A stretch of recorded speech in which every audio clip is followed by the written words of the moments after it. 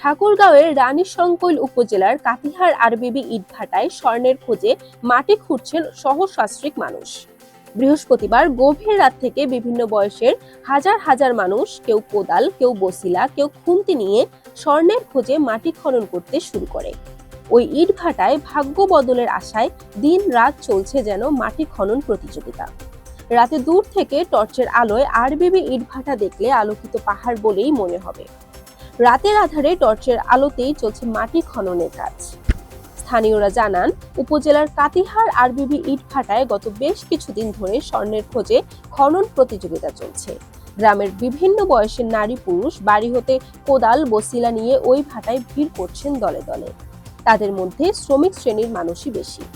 সোনা পেলে নিজেদের ভাগ্য বদল হবে এই আশায় কেউ বসে নেই। আশেপাশের বিভিন্ন জেলা উপজেলা থেকেও ছোটখাটো যানবাহন নিয়ে স্বর্ণের সন্ধানে ভাগ্য বদলের জন্য ছুটে এসেছেন নানার পেশার মানুষ।